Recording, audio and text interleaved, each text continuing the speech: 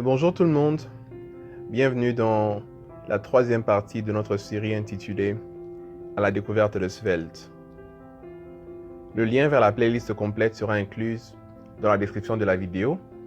Vous pouvez cliquer pour voir tout le contenu de notre série. Dans cette partie, nous allons parler des prérequis et du dev setup avant finalement de commencer à écrire du code. Donc il y a quelques éléments nécessaires que vous devez connaître avant de suivre ce tutoriel. Premièrement, il faudrait une connaissance basique du HTML, clairement. Une connaissance basique du CSS pour styler nos applications. Une connaissance, je dirais, moyenne ou intermédiaire du JavaScript, et cela inclut ES6. Donc vous devez connaître une manipulation basique du DOM, même si Svelte va quand même beaucoup nous la faciliter.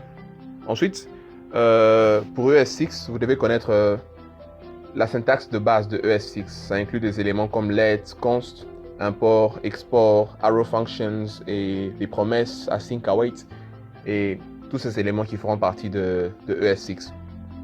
Je vais essayer de garder la syntaxe ES6 au strict minimum pour permettre à autant de monde que possible de regarder ce tutoriel sans avoir besoin de connaître complètement cette syntaxe. Donc, si vous ne connaissez que les éléments de base de ES6, cela ne sera pas un obstacle pour suivre ce tutoriel. Je vais garder cela au strict minimum pour que l'audience soit en mesure de suivre sans problème. Ensuite, il faudrait une connaissance basique de NPM ou Yarn, qui sont tous les deux des package managers qui permettent l'installation des dépendances dont nos projets auront besoin pour tourner. NPM et Yarn font pratiquement la même chose, même si Yarn est légèrement plus rapide que NPM. Et dans ce tutoriel, nous allons utiliser Yarn. Mais si vous aimez NPM, sentez-vous libre de l'utiliser aussi, il n'y aura pas de problème. Et pour notre dev setup, nous aurons besoin d'avoir Node.js installé sur notre machine. Il n'est pas nécessaire de connaître Node.js, il faut juste l'avoir installé sur la machine. Et pour vérifier si Node.js a été effectivement installé, il faut cliquer sur, dans votre terminal, juste entrer Node-V pour voir la version actuelle qui va s'afficher. S'il y a une version qui s'affiche à votre écran, ça veut simplement dire que Node a été effectivement installé dans votre machine. Je recommande de la mettre à jour pour vous assurer que le tutoriel va passer sans problème sur votre machine. Ensuite, vous aurez besoin d'avoir NPM ou Yarn installé sur votre machine. Vérifiez npm-v dans votre terminal pour voir la version actuelle de NPM, ou Yarn si vous préférez avec yarn-v, que je vous recommande en plus de mettre à jour pour éviter les problèmes lorsque nous allons commencer l'implémentation du code. Le troisième élément, ou le dernier élément, ce sera notre environnement de développement intégré, VS Code, notre éditeur de texte, que je préfère aux autres. Mais si vous aimez Atom, Vim ou même Notepad, sentez-vous libre de l'utiliser pour le tutoriel. Mais je recommande fortement VS Code parce qu'il y aura des extensions qui seront très importantes, qui vont nous rendre la vie encore plus facile.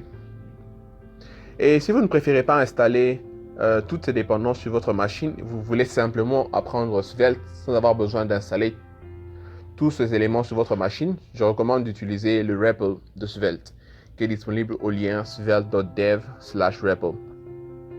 Ça sera un environnement de développement intégré qui sera disponible sur votre web. Vous n'avez qu'à aller sur ce lien et de là, vous serez en mesure de suivre le tutoriel.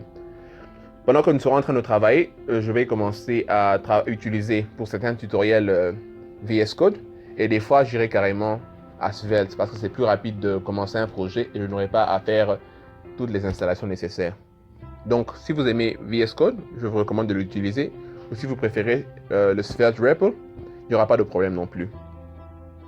Et le lien d'installation vers tous ces éléments sera inclus en description de la vidéo. Et avant de construire votre projet de rêve, il est important d'établir les fondements du framework. Et le but de ce tutoriel servira à présenter les bases de Svelte. Et on a eu assez de théorie.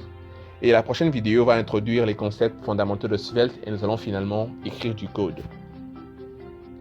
Cette vidéo fait partie de la série intitulée « La découverte de Svelte », que je vous invite à suivre intégralement en cliquant le lien de la description de la playlist que vous allez trouver en description. Et abonnez-vous pour plus de contenu et activez la cloche pour les notifications. Merci d'avoir suivi et à la prochaine.